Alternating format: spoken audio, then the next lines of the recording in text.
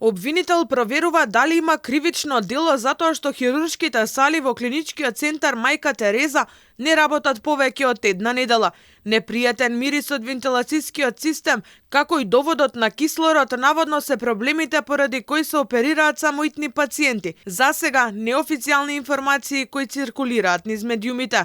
Министерството за здравство прати известување до обвинителството за затворените хируршки сали во клиничкиот центар Мајка Тереза, која е примено и распоредено кај јавен обвинител. Ќе се превземат действија за да се провери дали настанот воопшто има елементи за кривично дело. Од Министерството за здравство една недела молк за причините и дали воопшто е преземено нешто за да се реши проблемот.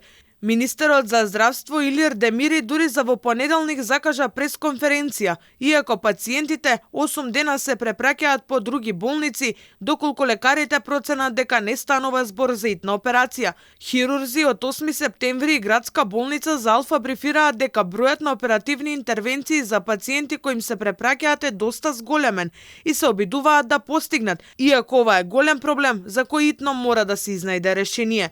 Граѓаните во кругот на клиниката викендов не беа расположени за изјава.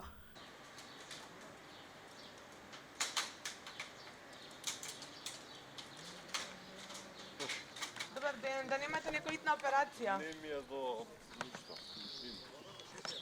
Но вела дека пациенти завршувале во 8 септември за хируршки зафат. Некои пак сметаа дека миризбата се чувствува, но не до степен да биде ставен клуч на салите. Да, препратувам. Така, завршивте работа или вие сте итен случај? Не, завршиме работа. Така, каква е внатре?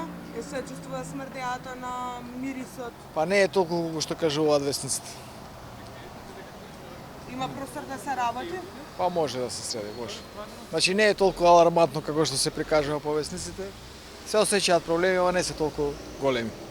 ВМРО ДПМН обвинува дека цела недела никој не испитал од каде доаѓа непријатната миризба и прашуваат дали станува збор за загадување кое може сериозно да им наштети на пациентите. Тие бараат владеачките партии во заминување да дадат одговор наместо да ја префрлаат топката од здравство кон јавното обвинителство. Дали е ист системот за компримиран воздух што ги снабдува операцијските сали и што ги снабдува кома центарот и Карил на истата клиника?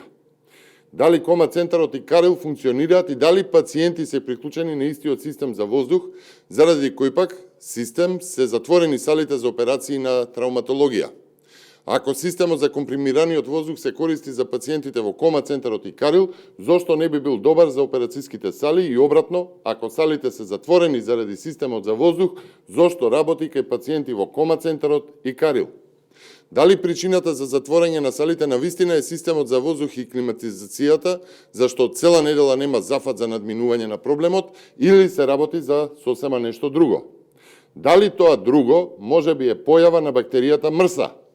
Дали има вонредна контрола за хигиена на одделот траума? Дали брисевите од салите се негативни? Колку е зголемена инфекцијата на оперирани пациенти? Дали има интрахоспитални инфекции кај секој втор пациент на оваа клиника?